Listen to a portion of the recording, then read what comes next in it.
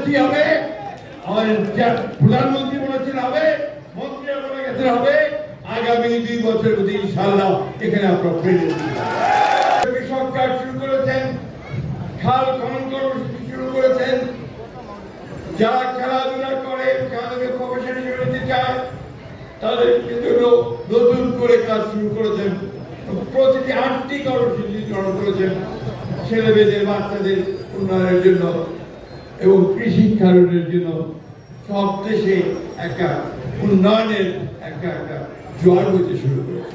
সেই নেতা জনাব তারেক রহমান সাহেব থাকবেন। নির্বাচনের পূর্বে যখন এসেছিলেন তখন তো অনেকগুলো দাবি দেওয়া ছিল। তখন ছিল আপনার পাবলিক ইউনিভার্সিটি, মেডিকেল কলেজ, রাস্তাঘাট, উপজেলা।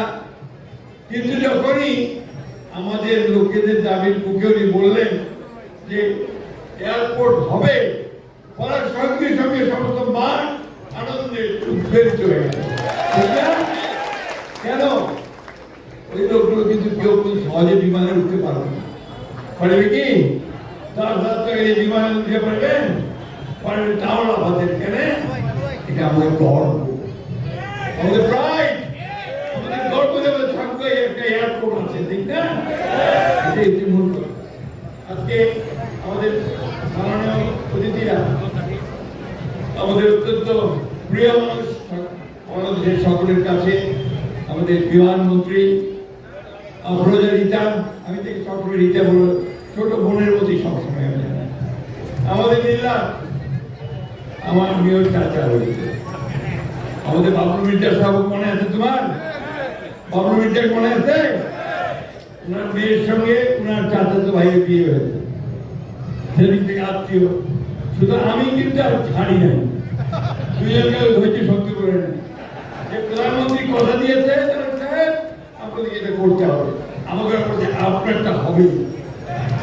আজকে বগুড়া এবং ঠাকুরগা এই দুটা ইতিমধ্যে পরিকল্পনা বিভাগের যে খাতা তৈরি হয়, কোনটা কোনটা কাজ হবে, আমাদের সবুজ পাতা বলে একটা পাতা, গ্রিন পেজ, ওই গ্রিন পেজে উঠে গেছে থাকবে।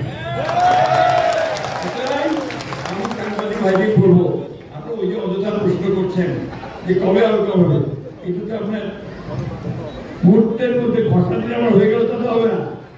এইটার এখন সার্ভে হবে, এইটার এখন আপনার ভায়োলিটি একটা স্টাডি হবে, সেই স্টাডিতে কতটুকু ভায়োলেশন দেখতে হবে। এই যে বিল্ডিং গুলো আছে এখানে ভেঙে নতুন করে করতে হবে, এয়ারপোর্টের টার্মাক লাগাতে হবে, ঠিক কিনা?